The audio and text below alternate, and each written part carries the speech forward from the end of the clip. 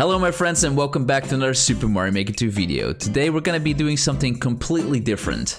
In my TikTok comments section I got a lot of questions of people asking me, how can you do shell jumps? I know that the awesome creators Panga and Grand Pooh Bear already did videos similar as this one in the past, but I always missed a couple of key details. So I thought I'd just make one myself. If you're already good at shell jumps, this video might not be good for you, although I do invite you to watch this. And if you have any tips or tricks, feel free to share them with me in the comments below. I'm also open to positive feedback, of course. By the way, if you're new here, don't forget to hit the subscribe button and the little bell next to it. And if you like this video, hit the thumbs up too.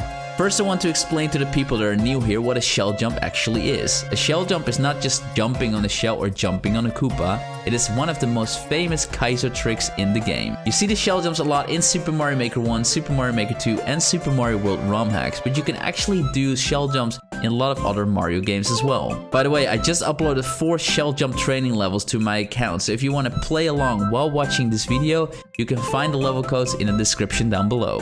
As you might know, Super Mario Maker 2 has 5 styles: Super Mario Bros, Super Mario Bros 3, Super Mario World, NSMBU, and 3D World. In 4 of the 5 styles, you can do shell jumps. Super Mario Bros is the only one that you can't do shell jumps in, because in Super Mario Bros, you can't grab and hold the shell. We're gonna be focusing on Super Mario World in this video, because if you can do them in Super Mario World, you can definitely also do them in Super Mario Bros 3 and also in 3D World. NSMBU is a slightly bit different, but I'll get back to that later. So let's take a look at the practice level that I made. I used 3 basic shell jump setups. One is a single bounce, one is a double bounce, and one is the one without any bounces. As you can see, I also use indicators. I like to use the line indicators. Line indicators are a bit more minimal and a bit more clean. But there are creators that like to use other indicators. Some of them, for example, like to use the box indicators to indicate where you have to do a shell jump. You also have creators that like to use a yellow block to indicate where you have to do a shell jump. And I've also seen a lot of creators using an arrow to indicate where you have to shoot the shell. So it's really up to you what you like most to use as a creator, but it's good to know that some people like to use different type of indicators to shoot the shell. So let's take a look at this first situation. As you can see, there is already a shell there on top of the Monty Mole. That shell is what we're gonna use for the shell jump. What we have to do is we have to jump on top of the Monty Mole, grab that shell, shoot it at this line indicator over here, and then do the shell jump on top. How we're gonna do that is actually pretty easy. What you need to remember is that you keep pressing the Y for a bit, so don't let go of the Y, because some people switch between the Y and the B button. No, press the Y button and then press the B button when you jump at the same time. Don't let go of the Y button. That is very important.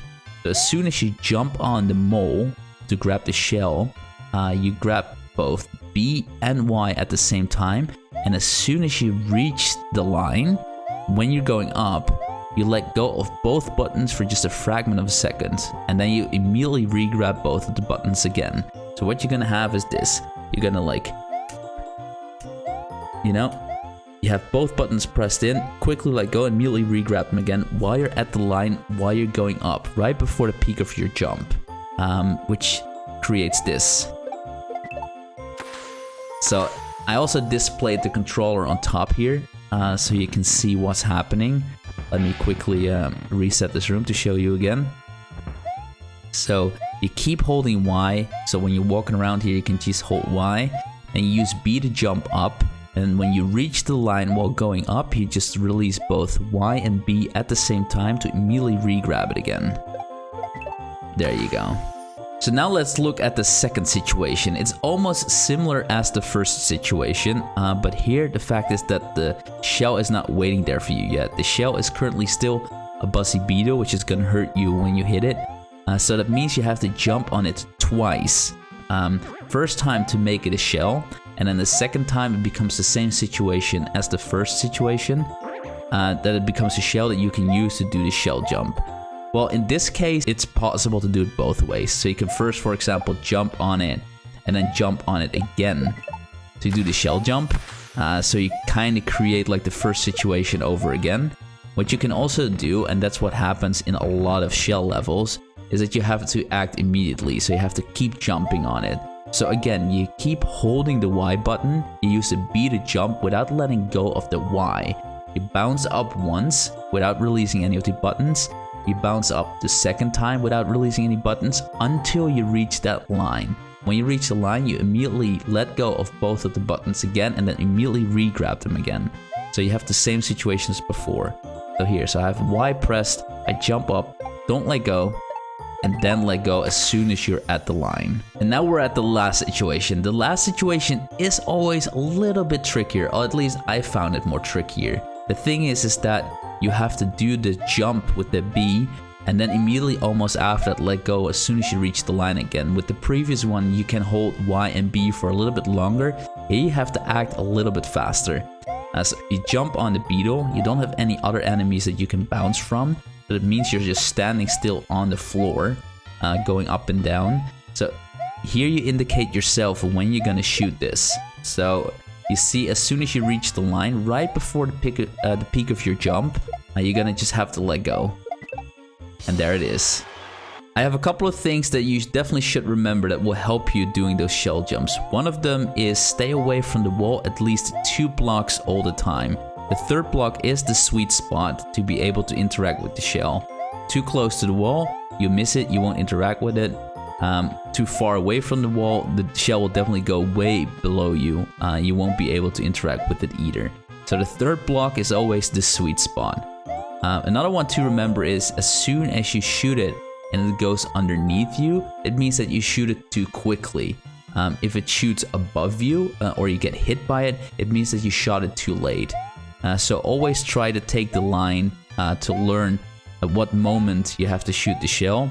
But there will be levels along the way that won't have any indicators. So that's good to know that you at least stay at least 2 blocks away from the wall and shoot it right before you hit the peak of your jump. So as I said before, if you can do a shell jump in Super Mario World, you can do it in almost any other style as well. NSMBU is a slightly bit different. You still do the shell jump the exact same way. You hold Y and B, you release Y and B and re-grab Y and B right after. Nothing changes in that. The only difference is the timing of your shell jump. In Super Mario World, you do it right before the peak of your jump. In NSMBU, you do it slightly bit before that even, which means that SMW, you can use this line as a good indicator, but NSMBU, you have to be like a little bit below the line to shoot the shell. As I said, the rest of the technique is exactly the same, it's just the timing. And I find NSMBU shell jumps really hard, so it's definitely the last one that I would practice if you would ask for my advice. But it's definitely one, if you're able to get consistent at it, is really nice to have in your pocket as well. So you shoot it slightly bit sooner than SMW, and then you still can make it up here. So this was my quick course of shell jumping in Super Mario Maker 2. I hope it really helped you. Let me know in the comments if it did.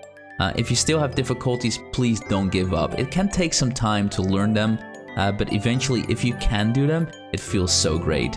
Thank you so much for watching. Don't forget to hit the subscribe button and the little bell next to it. And if you like this video, please hit the thumbs up. Until next time, have a great day.